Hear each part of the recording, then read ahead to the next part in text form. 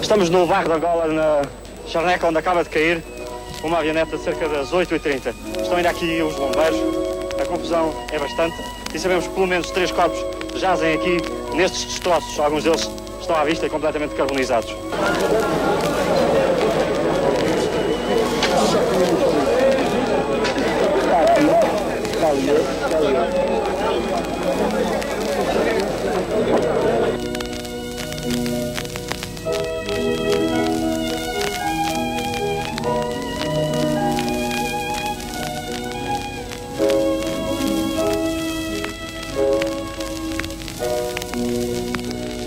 Num horrível acidente de aviação, morreu hoje, ao princípio da noite, o primeiro-ministro de Portugal, Dr. Francisco Sá Carneiro. No mesmo desastre faleceram sua mulher, Senhor de Cassis, o ministro da Defesa Nacional, Adelino Amar da Costa, e sua mulher, o chefe de gabinete do primeiro-ministro, António Patrício Gouveia, e os 2 pilotos da avioneta.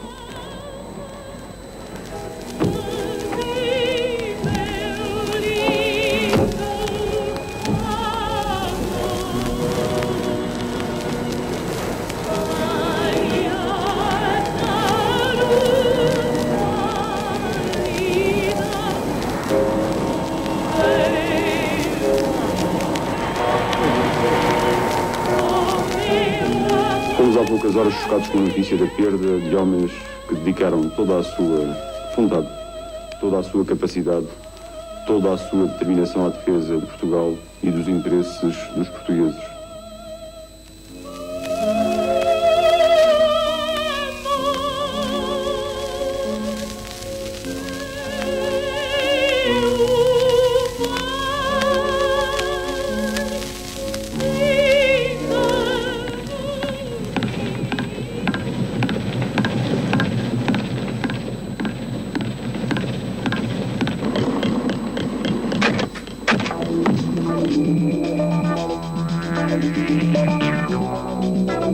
Grande reportagem.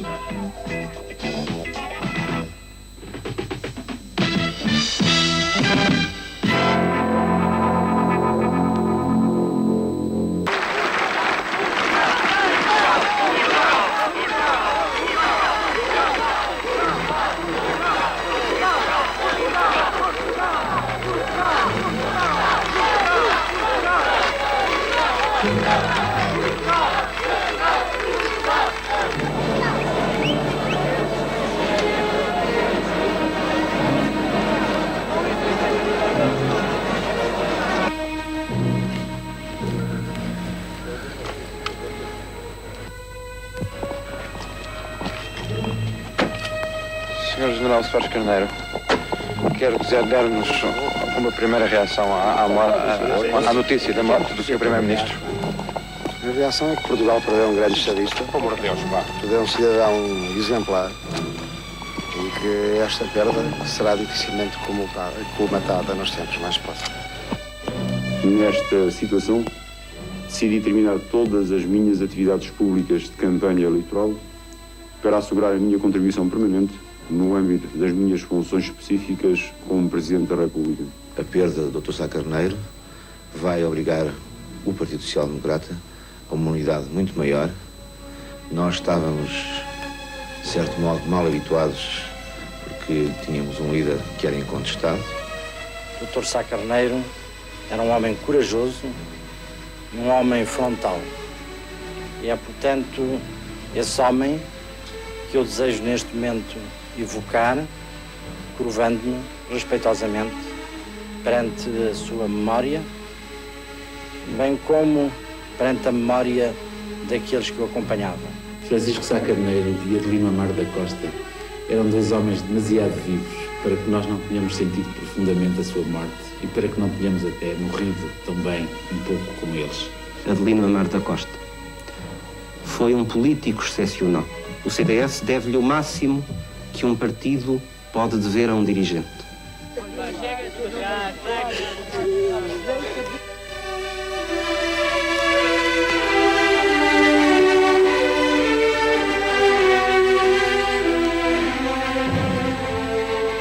e desfeita a morada deste exílio terrestre, uma habitação eterna se adquire no céu. Por isso, com os anjos e os santos, proclamamos a vossa glória, cantando a uma só voz.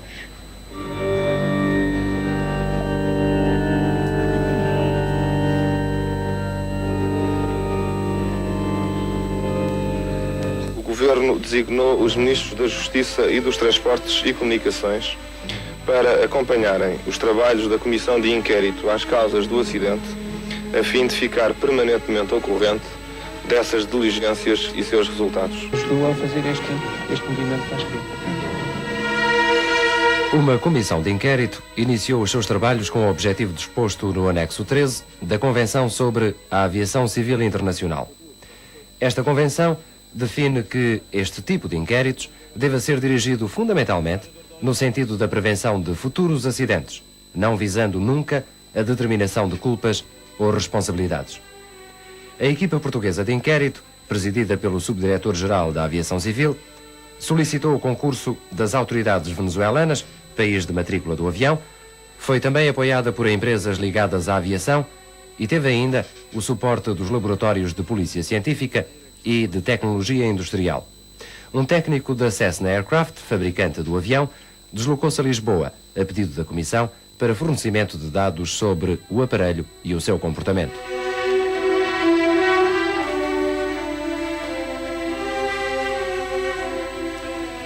Cinco meses depois do desastre de Camarate, em 1981, a Comissão de Inquérito divulgou à imprensa um relatório de cerca de 100 páginas. Este documento pronunciava-se pela tese do acidente. A apoiar este relatório, a Comissão de Inquérito dispunha de vária documentação que nunca divulgou, mas à qual grande reportagem teve acesso. Como causa provável do acidente, o relatório aponta a paragem do motor esquerdo, o hélice não embandeirado, erro na seleção de gasolina e perda da velocidade mínima de controle. Foram considerados ainda como fatores contribuintes uma distribuição desfavorável de pesos e a tensão psíquica vivida pelo piloto, bem como o seu cansaço físico. A falta de gasolina na asa esquerda foi apontada como responsável pela paragem do motor. No entanto, na sua análise aos consumos, a Comissão não deixou como dado provado a inexistência de combustível na asa. No que se refere às autópsias, o relatório deixa dúvidas no ar. Não foram feitas radiografias, não foram feitos exames aos ouvidos, importantes para que seja determinado se houve ou não explosão a bordo. Na investigação operacional, a parte referente a uma consulta à Cessna sobre o comportamento do avião perante a emergência surgida a 50 metros de altura, deixa transparecer uma confusão entre metros e pés. Com efeito, a resposta da Cessna refere 50 pés e não metros, o que equivale a uma altura bastante menor, apenas 16 metros, e adianta que o avião, face à emergência ocorrida, perde 9 pés por minuto, o que em 18 segundos, tempo total da queda, equivale a cerca de 90 centímetros. O mesmo que dizer que o avião passaria por cima de Camarate, caindo eventualmente mais longe. A existência de um rastro de material encontrado na última fase do percurso do avião, papéis, provavelmente pertencentes ao manual do aparelho e ainda lã de vidro, usada como revestimento, abrem a porta a especulações. A Comissão adianta que estes papéis foram levantados no local do incêndio por ação do fogo e levados então pelo vento.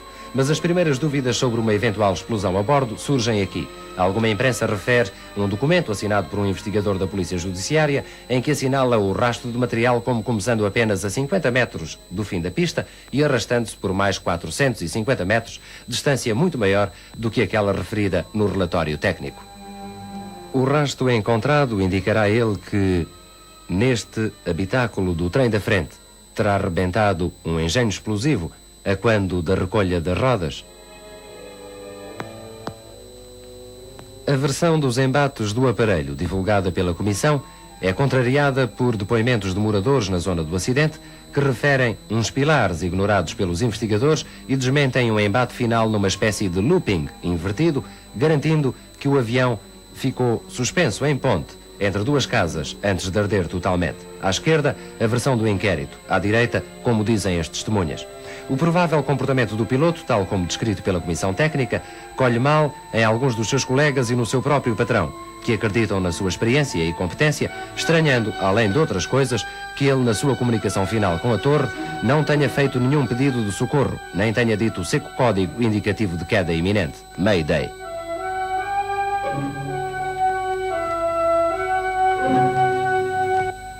Uma declaração feita por uma das testemunhas à própria comissão de inquérito levanta dúvidas sobre se viria ou não o avião a arder ainda no ar. De facto, um morador de Camarate diz na sua declaração: o avião vinha a deitar fumo, vinha a deitar labareda, mas uma labareda pequena, não era muito grande. A técnica de entrevistas às testemunhas, usada pela comissão de inquérito, é contestada e apontada como partindo do pressuposto de que se trata, de facto, de um acidente. Com efeito, grande reportagem tentou falar com algumas das testemunhas, moradores em Camarate. O medo de falar motivou-nos uma recepção, a princípio, tímida e fria, mas com o tempo fomos ouvindo pessoas que de facto asseguram a existência de pilares ignorados pela Comissão Técnica na sua análise aos embates, bem como nos foi garantido que no seu embate final o avião ficou suspenso em ponte, entre duas casas antes de arder, o que contraria a versão de looping invertido avançada pela Comissão de Inquérito. Viu baixinho já? Não vi mais nada. E viu-se o avião, o que é que viu do avião? Não vi nada do avião, vi que o avião... Só luzes ou o avião estava iluminado? Como é? Vi o avião bater aqui nas casas e cair. Viu mesmo o embate? Pois vi. E deu-lhe a sensação que o avião já vinha a arder quando bateu ou não vinha a arder? Não sei dizer, isso não sei explicar. E viu a cor do avião? Conseguiu ver a cor do avião? Isso não, então era de noite. Como é que eu vi a cor do avião? Não. Portanto, parecia era um avião que ainda não tinha sofrido nada e que ia bater. Foi tudo o que deu. Olha, vi o avião vir a baixar muito. Por um instante, naquele repente, bateu. Mas não viu fogo, nem nada. Nada, o fogo vi feio. Quando cheguei aqui à minha rua, queria entrar para a minha casa e não me deixaram. Eu vi para baixo, não passei. Só entrei para a minha casa, eram 2 horas da noite. Quando entrei para a minha casa, não deixaram passar. Pronto. Pode desculpa. Obrigadinho. Não tenho tempo de estar aqui mais. Com licença. E eu vim para cá, e mais as minhas vizinhas que fugimos todas para lá. Foi que eu me apercebi, olhei para o meu telhado e a outra senhora também disse: ai, dona Teresa, que você tem o telhado todo embaixo. Porque o seu telhado aqui caiu? Caiu todo, o telhado caiu todo. Só uma parte dali, do lado dali, é que se ficou um bocadito, mas telhas ainda partidas assim. Mas daqui foi todo, roubou todo daqui. E nessa altura cheirou-lhe a gasolina ou não? Depois, eu deixei-me estar ali um bocado, depois de 1 hora. Depois é que o meu marido, como andavam os jornalistas e fotógrafos e aquela coisa toda, o meu marido tinha de andar para um lado para o outro. Eu tenho uma curiosidade de vir também. Tenho aí um Petromax, no momento disse: bem, vamos acender o Petromax e põe-se aqui. Então, no momento que o meu marido acendeu o Petromax, foi que eu me apercebi que estavam então aqui buracos e estava o chão ali com umas coisas isto que caía, não é? E então aqui a mesa, estava aqui os pratos, estava aqui um bocado disto e dava aquele cheiro que parecia a gasolina, mas aquilo não era gasolina. Mas estava muito alagada a mesa? Não, aquilo era pouco senhor, assim uma rodela, assim uma roda. Não era isto alagado? Não, porque aquilo nem tinha espaço. Olha, agora não posso ir, eu. Abre a porta. E depois, diga-me lá uma coisa. Porquê é que pensa que se deu esse clarão? A senhora não viu o avião arder? Eu não vi o avião. Mas há aí quem diga que viu o avião arder? Há aí várias pessoas, depois disso que haviam das pessoas dizer. Há aí gente aqui no bairro que diz que o avião já vinha a arder no ar, é? Há aí uma senhora que... Dizem que essa senhora que viu, até a enfermeira já foi chamada ao judiciário e tudo. Eu ainda esta semana fui ao judiciário e disse: então há lá pelo menos duas pessoas que diziam que tinham visto já o avião arder, porque é que elas não viram? Pois a minha senhora, que elas dizem que viram e agora não se apercebe nada da coisa. Você estava em casa? Eu estava em casa, lá estávamos a jantar mais uma cunhada, a minha cunhada e o meu irmão. Depois ouvimos aquele estrondo e viemos. O meu irmão saiu para a porta, não sei o que é que era, o meu irmão veio à janela primeiro, viu o que é que era, estava já a arder, entrar a chama já por dentro da janela e da porta, depois começou a pedir água e tal, mas a minha cunhada veio gritar para a porta, para o outro lado. Quer dizer, o avião já estava a arder? Já estava a arder. E onde é que estava o avião? Estava em cima daquela colfrente, enfiada ali naquela parede branca. O bico do avião estava ali? Entre a parede branca e a verde. O bico do avião é que estava ali? A frente do avião. E a traseira estava apoiada sobre este beirado aqui. E o avião estava parado? Estava parado, em cima já a arder. Portanto, ele não caiu logo assim? Não caiu logo, ficou suspenso na parede. Passado um bocado... E todo ele estava a arder nessa altura? Todo ele, assim, mas um bocado ao meio, estava a arder. Lá houve incêndio também? Depois ardeu para cima também. Lá dentro daquele buraco que o avião fez? Ardeu aqui essa parte. Ardeu? Mas quando ele arrebentou por meio, ele desceu para baixo, e já ficou ardeu por lá, ficou aquilo todo, mas... Eu vim aqui de roda, mais viemos de roda, vim aqui... Portanto, você não tem dúvida nenhuma que viu o avião assente? Assente, vim. E não caí de frente, só apoiado. Quando ele arrebentou, depois arrebentou é que ele dobrou por meio, que ele partiu por meio. E por aí arriou esta parte e aquela para baixo. Ele enfiou-se, ele viu-se mesmo, enfiou-se de frente ali e apoiou, ficou apoiado ali. Sra. Dona Ana Paula, o avião entrou neste quarto. O que é que aconteceu aqui? Bem, portanto, o avião bateu com a parte da frente e atirou com aquela parede abaixo. A senhora depois falou aqui com outras pessoas sobre como é que o avião bateu, como é que o avião não bateu? Sim, falei e disseram... O que é que as pessoas dizem? Disseram-me depois que ele vinha dali, não é?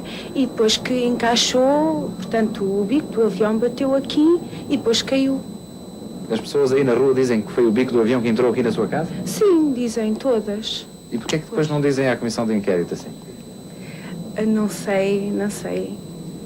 Não sei, eu como não estava cá em casa, fui chamada 2 vezes para me perguntarem as coisas, mas eu, sinceramente, eles depois mandaram-me embora porque eu não estava cá em casa, não sei de nada. A senhora chegou 20 minutos depois do acidente, 20 minutos depois. Depois eu cheguei lá abaixo, já estava muita polícia e eu disse que a minha casa que estava a arder e que queria salvar as minhas coisas e depois comecei a correr pela rua acima e então a guarda disse-me: a senhora não pode subir porque está aqui um avião.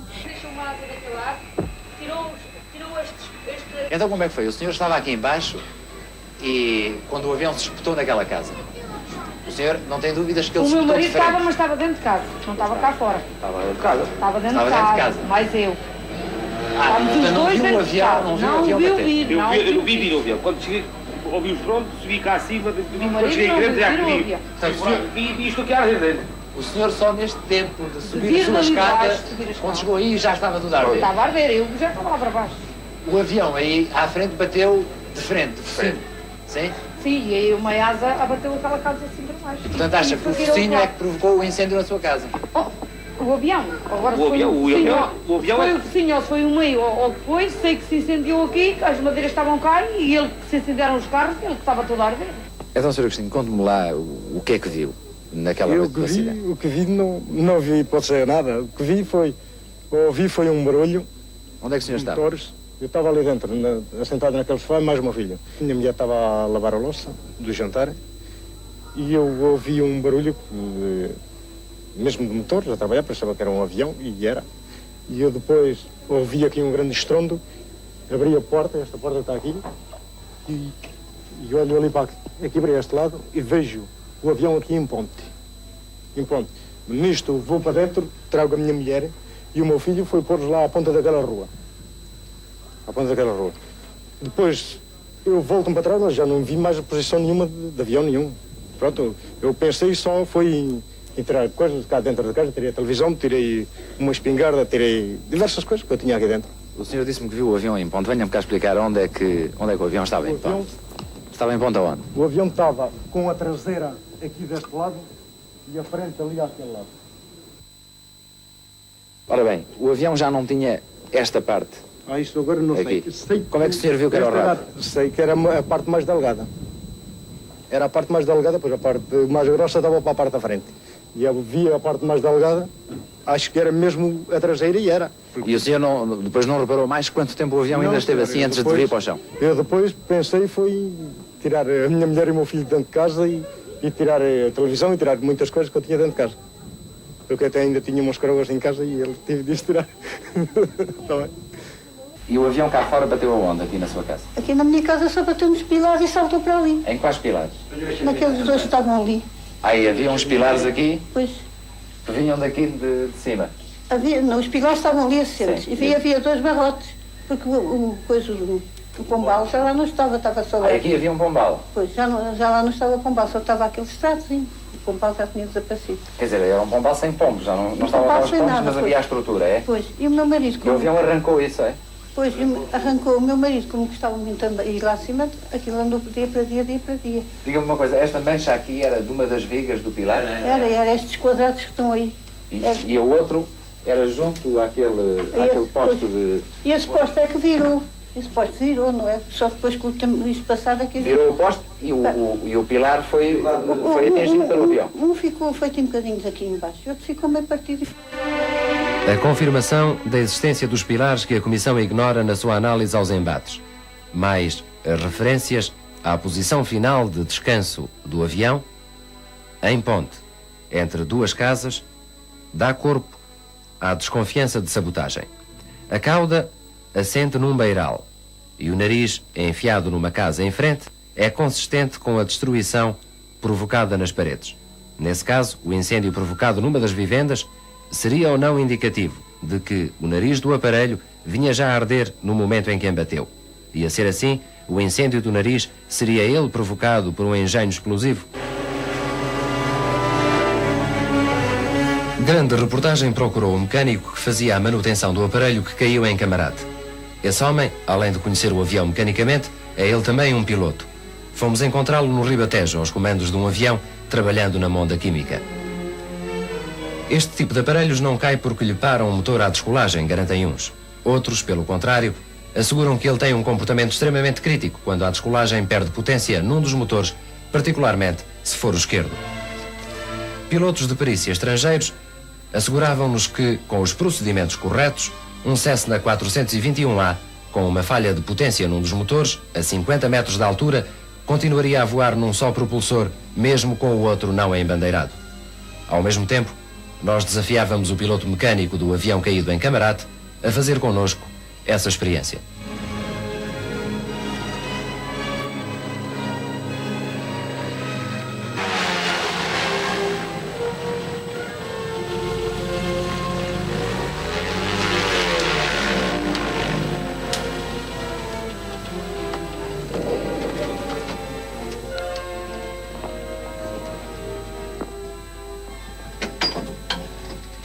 Jorgino Santos Silva é o piloto deste avião que anda aqui a fazer a monda, e ele é um piloto experiente que conheceu o Jorge Albuquerque, piloto do avião em que caiu o primeiro-ministro Sá Carneiro. Bem, vocês foram colegas em Moçambique, não foi? Sim, fomos colegas e até de curso. Iniciámos a nossa carreira na aviação ao mesmo tempo, ou seja, tirámos o brevet no mesmo ano. Jorgino, você conhece o tipo de aparelho em que o Jorge Albuquerque fez a sua última viagem? Perfeitamente, conheço. Tanto como da parte técnica como em si o avião. Quer dizer, você já pilotou esse tipo de aviões e já arranjou os motores desse tipo de aviões? Exatamente, é isso que eu pretendia dizer. Portanto, conhece-o por dentro e por fora. Claro. Diga-me uma coisa, você estava disposto... Eu tenho algumas dúvidas que eu gostava de esclarecer sobre o que tem sido referido como causas deste acidente.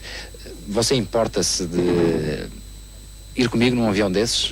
Está disposto a dar-me determinadas explicações, a levantar voo comigo e a responder às minhas dúvidas naquilo que você puder? Sim, a gente pode arranjar um avião idêntico, não aquele, mas um avião da série 400, o 402B.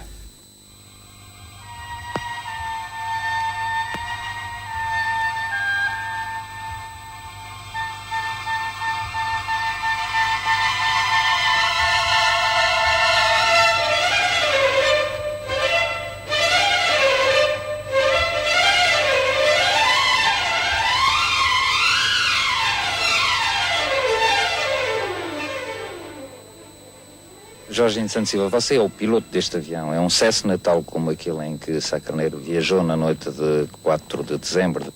É capaz de nos dizer quais são as diferenças entre este avião e o avião dessa noite? Bem, a diferença que há entre este avião e o 421 dessa noite é quase nenhuma, visto que a linha é a mesma, é da série 400. Há uma diferençazita nos motores. A potência é menor do que o 421 e a envergadura da asa é ligeiramente menor, mas vá lá, em pouca diferença se pode considerar. Portanto, este é um avião da mesma marca, de um tipo diferente. A potência dos motores, diz-me, é menor do que a do 421. Exatamente. Este tem 300 cavalos, o outro era de motores de 375 cavalos. E no que diz respeito aos passageiros, este leva mais ou menos? Este pode levar 10 passageiros. E o outro? 7. Bom, no que diz respeito, por exemplo, aos depósitos de gasolina, o posicionamento é igual, idêntico ou não? É precisamente a mesma coisa. A distribuição de gasolina é igual, desde os tipos de tanques aos auxiliares, só que este avião não está equipado com os wing lockers, que o 421 estava equipado com wing lockers. O que é o wing lockers para as pessoas que não percebem da aviação? O wing locker é um depósito auxiliar que fica por trás do motor. A experiência que mesmo assim quisemos realizar não foi, pois, com um avião exatamente igual. No entanto, especialistas disseram-nos ser uma experiência a considerar porque realizada num aparelho da mesma marca e bastante semelhante, com o mesmo número de passageiros, mais a carga do equipamento de televisão, acrescido isto do facto dos motores deste aparelho serem de menor potência do que aqueles que equipam o avião que caiu. No entanto, disseram-nos também que o valor da experiência poderia ser contestado, especialmente por uma questão de diferença da velocidade mínima requerida para controle e ainda do design na parte frontal do aparelho. Com 7 pessoas a bordo, fomos para o ar no aeroporto da Portela, em Lisboa, tentando reproduzir as condições descritas como acontecidas na noite de 4 de dezembro de 1980. Isto é, a falha de um motor à descolagem e prosseguindo o voo com o motor falho de potência, continuando a rodar livremente, o que o torna um fator de resistência, ao contrário da sua função propulsora. Aqui, com o trem de aterragem quase recolhido, o piloto começou a retirar-lhe potência ao motor esquerdo. Aqui, com o trem completamente recolhido, o piloto retirou completamente a potência ao motor esquerdo, deixando-o rolar livremente, isto é, não embandeirando o hélice, e o avião continuou o seu voo com uma razão de subida de cerca de 600 pés por minuto. O alegado comportamento do piloto Albuquerque, na noite de 4 de dezembro, era também contestado por colegas seus e pelo dono do avião que normalmente pilotava. O piloto Albuquerque era considerado pelo seu patrão, o engenheiro José Moreira, como um profissional experiente e um homem cauteloso em quem confiava em absoluto. O engenheiro José Moreira achava-o capaz de resolver uma emergência como a descrita pela comissão de inquérito e refutava as alegações de tensão psíquica e cansaço físico atribuídas ao seu piloto. Diga uma coisa, engenheiro José Moreira. O senhor viajou com ele várias horas de avião. Ele era um piloto que pudesse ficar desesperado perante uma emergência como é suposto ele ter tido? Não, de maneira nenhuma. Eu viajei com ele variadíssimas horas. Tinha total confiança dele.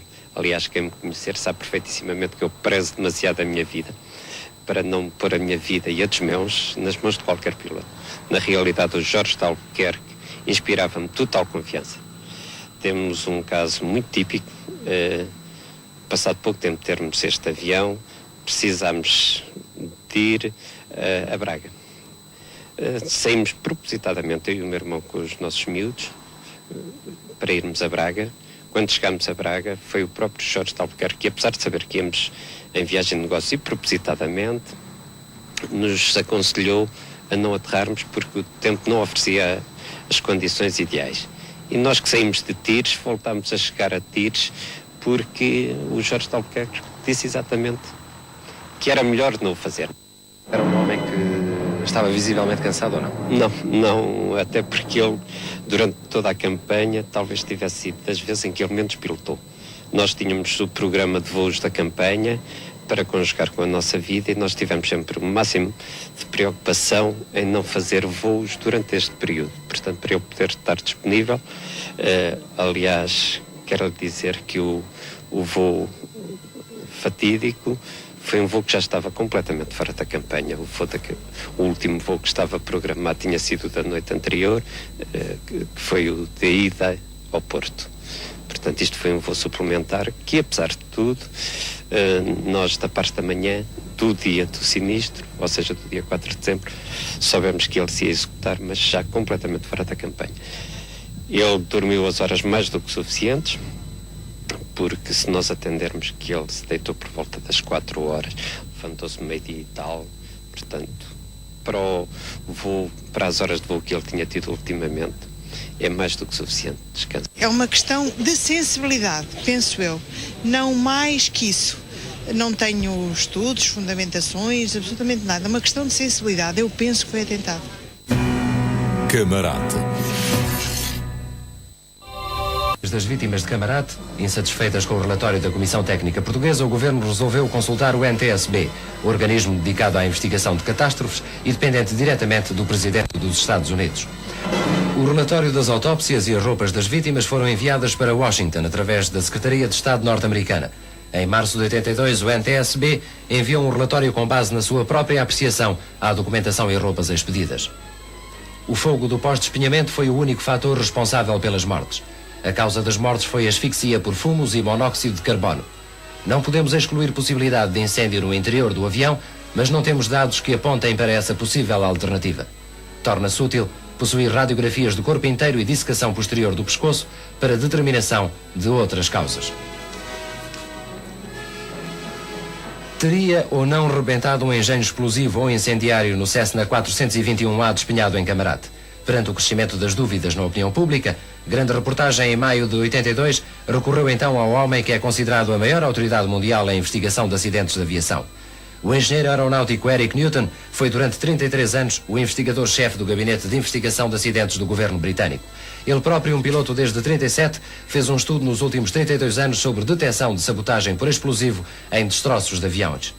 Enquanto que no início da sua carreira as investigações eram facilitadas pelo tipo de destroços que sobreviviam aos acidentes, hoje, com o aumento da velocidade dos aparelhos e as novas tecnologias, a chave para um caso pode estar numa cratera ou em microscópicos traços geminados que assinalam uma alteração de cristais presentes num pedaço de metal do tamanho da cabeça de um alfinete. Well, of course, it is at a disadvantage some 17 months after the accident, but even in a condition like this, I would be looking for the features of explosive sabotage which we've seen before, and this is the physical evidence which may remain in some of the structure. And this consists of minute fragments at high speed, going from inside outwards, which may be lodged in seats, structure or bodies, and this is where the pathology plays a very important part in this type of investigation.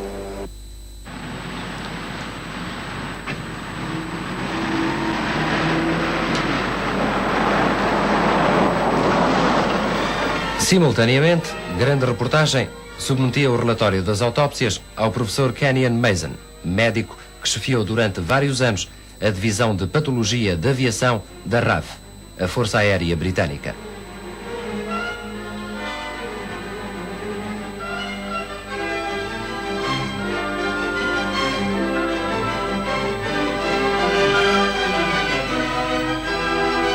Catedrático de Medicina Forense na Universidade de Edimburgo, o professor Mason examinou os relatórios das autópsias sem, porém, ter tido conhecimento dos nomes das vítimas nem da sua importância política e social.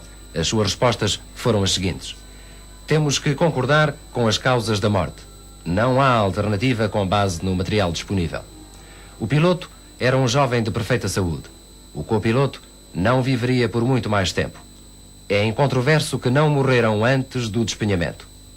A ausência de ferimentos graves deve-se ao facto de os impactos não terem envolvido diretamente o compartimento dos passageiros. Desconheço o nome dos passageiros e a razão para uma investigação privada. As respostas são, portanto, dadas com toda a objetividade. Lia-se no relatório do professor Mason, assinado em maio de 82. O engenheiro Eric Newton é, por força do seu trabalho, quase uma vedeta da televisão.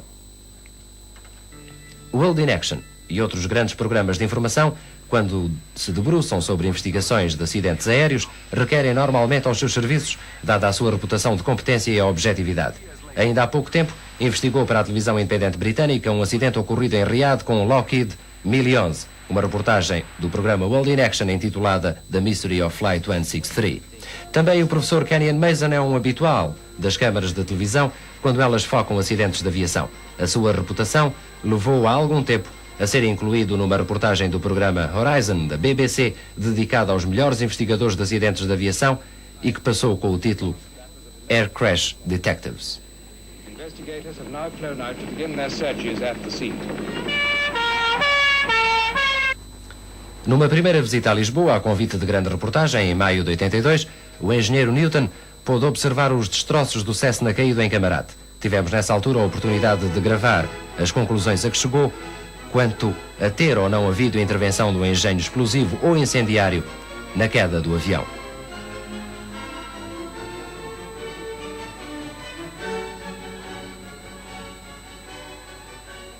In all accidents, it's most important that all facts are collected quickly, and if sabotage is suspected, I think within 24 hours, the investigator in charge would get someone with experience of this nature as quickly as possible. He would also work very closely with the pathologist for any connecting evidence. And I think it's most important that in any accident of this nature, that the investigating team gets on the site quickly, that the site is guarded, that the wreckage is guarded, and then brought into a secure place for investigation where specialists can then be brought in.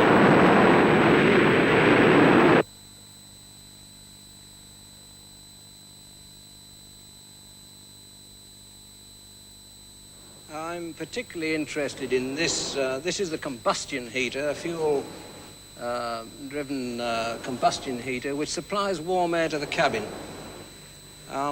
Should this fail internally and or cracks, then it's possible that carbon monoxide may be entering the cabin, providing this heater is working at the time.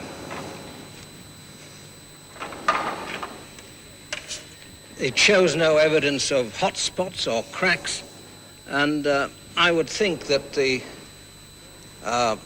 bearing in mind the short elapsed time of this accident, I would think that this played no part in the accident at all, because the concentration of carbon monoxide would be very small in a ventilated fuselage in the matter of 2 or 3 minutes of this accident.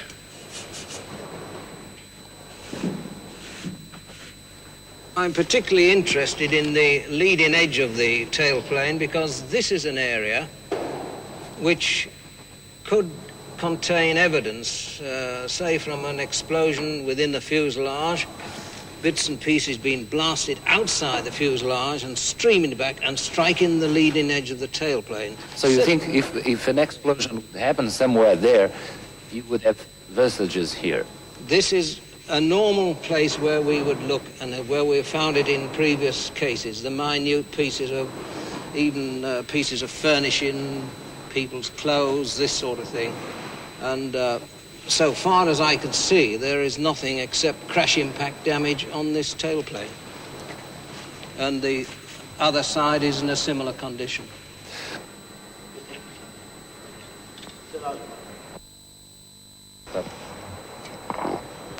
The seats are interesting from 2 or 3 aspects. One is from passenger survival point of view. Although extensively burnt, the seat steel frame is still in good condition and reveals no violent forces vertical or sideways. Headrest still intact. Interesting too that when that seat burnt, the flow of molten metal, as you can see, showed that the aircraft was up at an acute angle. In other words, that seat was not in its normal position when the aircraft burnt. And this may well be a factor why the passengers did not escape. They also show no evidence of blast from an explosive device or anything like that, and seats and furnishings do give good evidence from an explosive sabotage.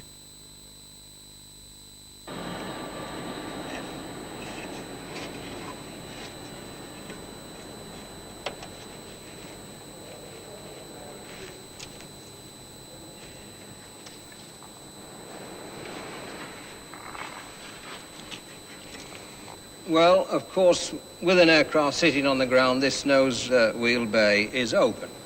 But my examination of this area, and although extensively burnt, there's samples all round which do not show any evidence of explosion whatever. I mean, there's the tire. Although burned, it's still a tire. It's not shredded. We have an oxygen cylinder here, which normally is carries pressure oxygen above 1,000 pounds to the square inch. All very vulnerable, but none of this shows any trapping of explosive particles, and there's nothing unusual about this bay at all. Well, there are many ways to sabotage an aircraft, as you know, but each case must be timed to some degree. You don't want the thing going off on the ground. You've got to have a timing device. I'll be looking for evidence of timing devices, detonating devices, incendiary devices, and this sort of thing, canisters, or anything that does not belong. This is the important thing. Now, there's no evidence from what I've examined of incendiary device. Normally you would find a local high temperature area which gives a clue there was an incendiary. Now the temperature throughout this wreckage is typical of fuel burning, nothing exceeding say 1,000 degrees. The copper wires are not melted, so the temperature is below the temperature of copper, and typical of an air crash of this description. Com efeito, o engenheiro Newton partiu, sem ter encontrado nestes destroços nenhum indício de sabotagem. No relatório que nos deixou, podia-se ler: não encontro nenhum indício de arrebentamento de engenho explosivo ou incendiário no avião.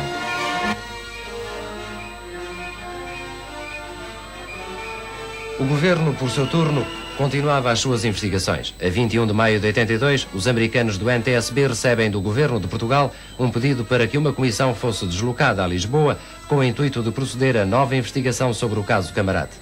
Vieram então a Lisboa alguns técnicos do NTSB, um representante da Cessna, fabricante do avião, um inspetor de operações de voo da Administração Federal de Aviação e ainda 2 patologistas. A missão desta equipa técnica tinha por objetivo a determinação das causas do sinistro e deveria o seu trabalho conduzir a uma explicação detalhada da eventual sequência de acontecimentos ocorridos a 4 de dezembro de 1980.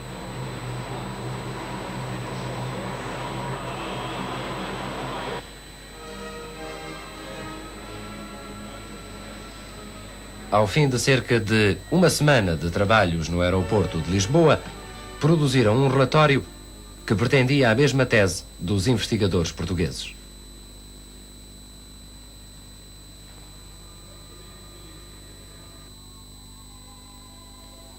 Falha do motor esquerdo por falta de alimentação, o hélice não foi embandeirado, problemas de centragem e de peso, engano no manuseamento da seletora de combustível.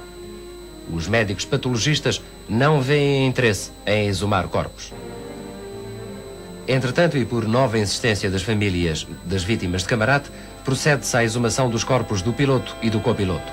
Médicos designados pelas famílias e peritos oficiais extraem objetos metálicos dos corpos exumados e novas dúvidas se avolumam na opinião pública. Novos dados surgem nos jornais, novos dados são discutidos pela opinião pública sobre este caso Camarate. Grande reportagem, mais uma vez, trouxe a Lisboa, concretamente ao Instituto de Medicina Legal, novamente Sir Eric Newton e o professor Mason, um catedrático da Universidade de Edimburgo, que durante cerca de 20 anos fiou o gabinete de patologia de aviação da Força Aérea Britânica, da Royal Air Force.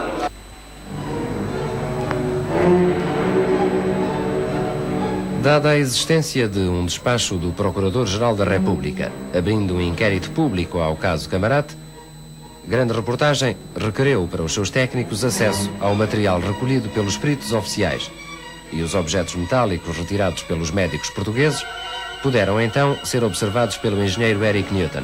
Também o patologista professor Mason teve então a oportunidade de observar os corpos exumados do copiloto e do piloto. Nessa altura retirou ele próprio tecidos para análise e mais objetos aparentemente metálicos. As opacidades reveladas nas radiografias foram analisadas e depois dos exames pôde-se concluir que nem todos os objetos eram metálicos.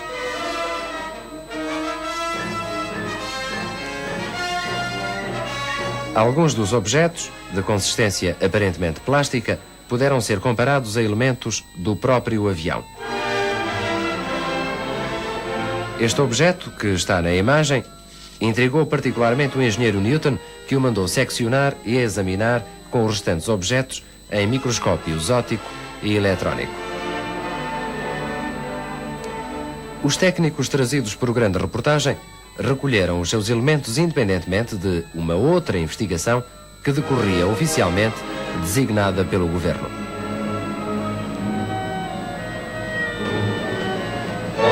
Os técnicos britânicos, depois de procedidos os exames em laboratórios civis, regressaram à Inglaterra preparando o seu relatório para Grande Reportagem.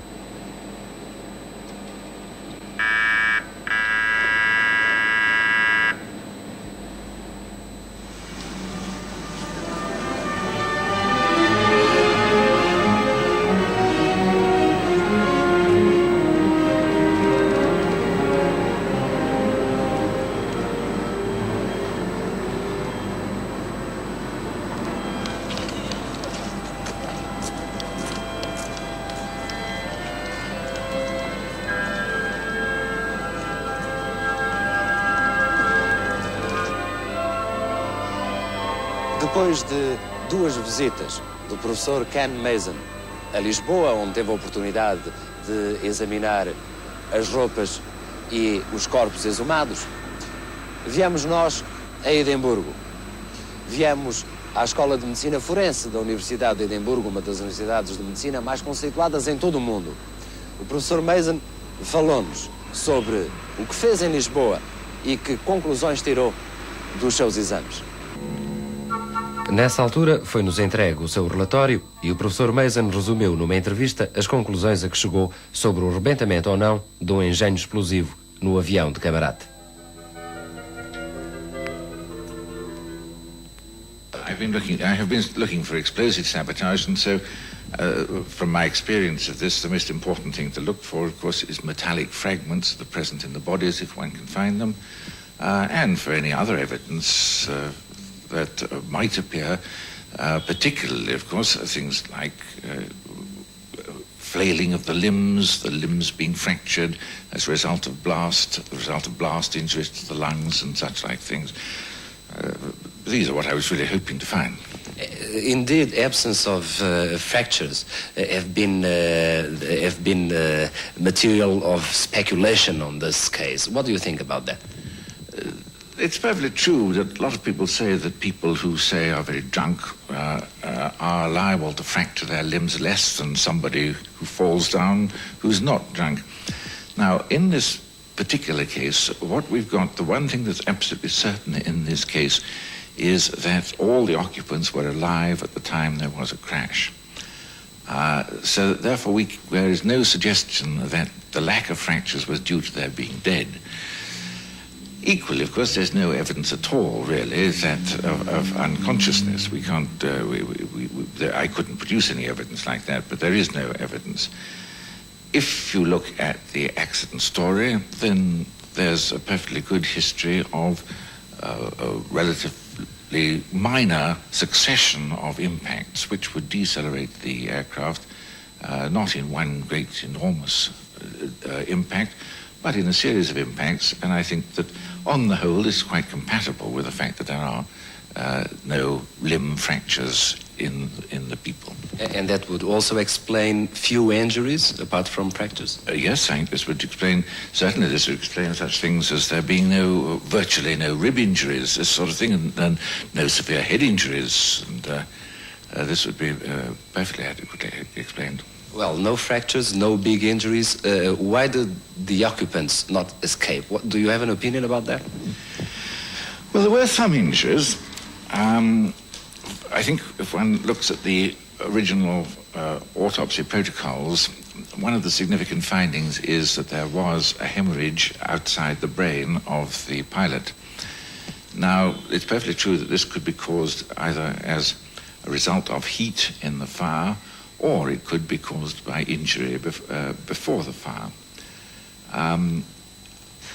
It's difficult to tell this. On the whole, I rather go for the opinion that this was an injury rather than a heat-produced artifact.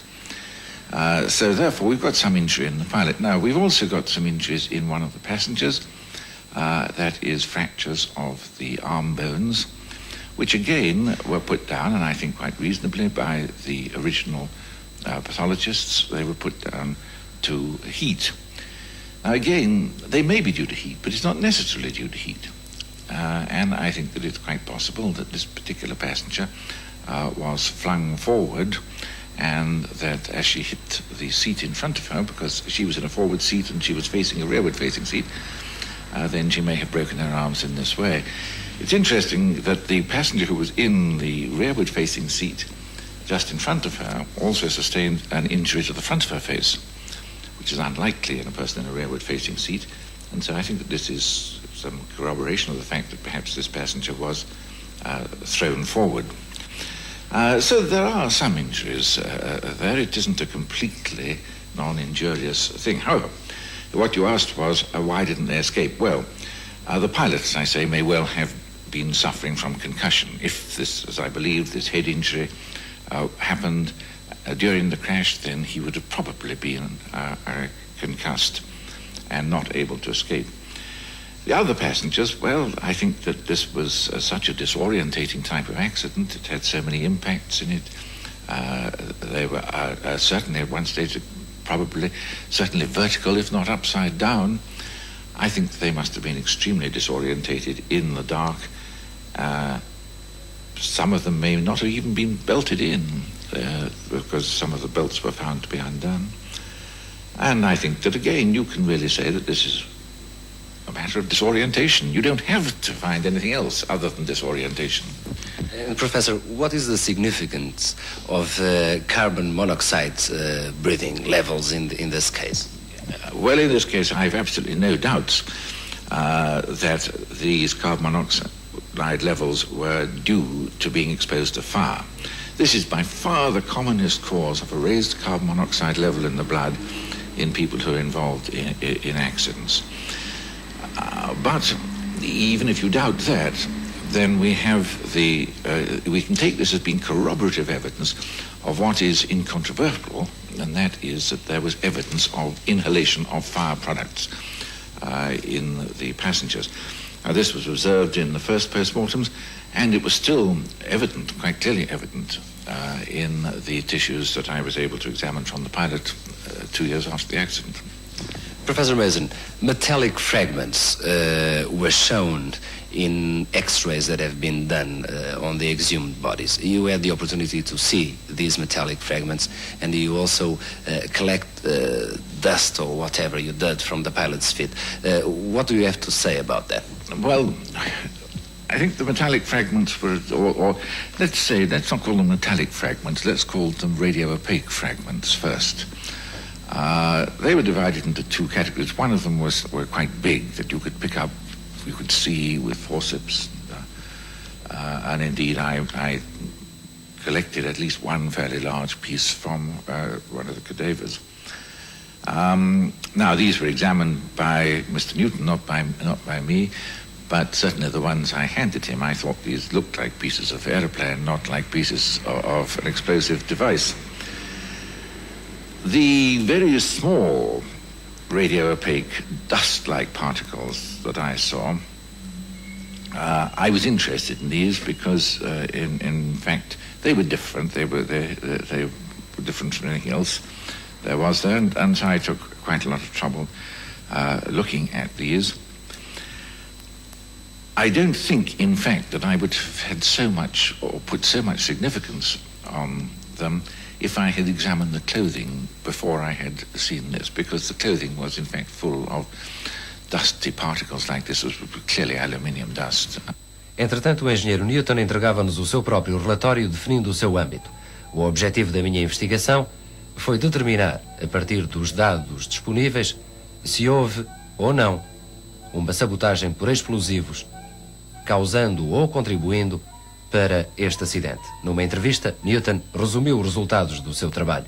The results were that the fragments recovered from the bodies, which were attached to the bodies, and I make an important emphasis on this, attached. They were not embedded, they were attached to the bodies, showed that they were not embedded, they were burnt, and the most important piece of evidence from these fragments was that they had been burnt before they were attached to the bodies. In other words, from the crash fire, these fragments had become attached, and they show... How do you come to the conclusions they were burnt before being attached to the bodies?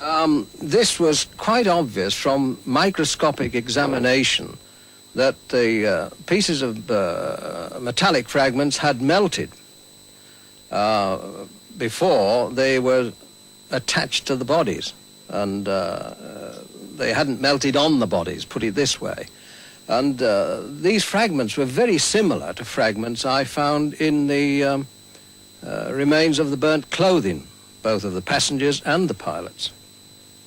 And what kind of examinations have you been doing with these metallic fragments recovered from the bodies? Well, I examined them first under low magnification, and then we took them to the laboratory and they were examined under high magnification microscope and the electron scanning microscope.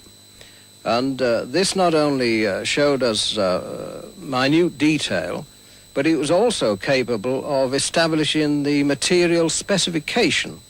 So I was able to establish that these fragments were aircraft fragments. They were not bomb fragments. They were not foreign to the aircraft, and the examination resulted in showing that the fragments were from the aircraft. They had been burnt, and they showed no explosive features on them. What kind of features would you expect to see if there was an explosion? Well, this is a well-known technique we've developed in Great Britain by experiments, explosive experiments, and also from other aircraft which have suffered explosive sabotage. And one of the main features are numerous little craters or pits, hot gas washing going across the fragment, and where we talk about steel or iron, you can get the crystal twinning. This is a feature shown up in iron fragments where the shock load or the shock going through the fragment at enormous velocity will put a twin across the crystal in the metal. And this is a proof positive of explosive involvement. No such evidence was found in these fragments. I know you have been worried with one of the metallic fragments found in the body. I know that you have been worried if the position of the layout of the metallic fragment was a distortion result or a fabrication result. You came to a conclusion on that? Yes, this initially worried me a little because it looked a typical distorted piece of steel wire and was looped round. And I finally re-examined, this was one of the purposes of re-examining the wreckage, and I established that this piece of steel loop had come from the pilot's seat cushion. And it wasn't distorted by the explosion, it was the manufacturing shape. And we established this from other bits taken from the wreckage, which were exactly the same shape. So that piece of steel had not been subject to explosive forces. Do you want to do any comments on the X-rays you've been looking at? Well, I'm not a doctor or pathologist, but in this particular type of investigation, I would have liked to see, in the first place, the X-rays should have been taken on the initial post-mortem. It's rather late in the day to take X-rays 2 years after the accident. There were good X-rays as it was, but as I said before, it is not showing us the depth of the fragments, and neither does it show clear detail of where the fragments were before the post-mortem has taken place. They could have been disturbed and moved into various positions. The United Kingdom's Prime Minister was in a plane that would crash. Would you X-ray the body of the Prime Minister? That's a very difficult question. I think I would probably do everything I could think of simply because it was the Prime Minister. But if I was looking at an accident like this, without the Prime Minister in it, with some ordinary people in it, then I don't think on the whole that I would really have considered sabotaging this accident very hard. And I don't think I would necessarily have done any X-rays at all. As I say, it's simply, I suppose, because I'm a fairly cautious man, that if I had a VIP in my care, then I would take every possible care. But I would in no way criticize the pathologists for not doing so. And what about ear blast examination? Yes, I think that's possibly true if one was looking for sabotage. But since one knows that they weren't really thinking in terms of sabotage because they didn't do any X-rays and so on, then I wouldn't have thought they would have been concerned with the ears either.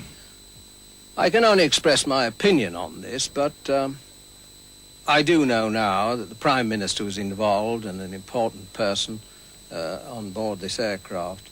And I would have expected every effort to be made on the initial post-mortem, including body X-ray.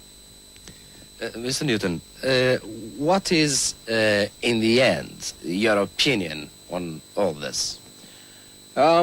After a lot of work, and I must say I had enormous cooperation from the Portuguese authorities and the technical people there, and my final conclusion is that there is no evidence of explosive sabotage in this accident at all. So would you like to develop for us a final conclusion of the work you have been doing? Well, I've obviously been very interested to see whether there was any evidence at all of sabotage, and there is no evidence of sabotage at all within the bodies or within the medical findings.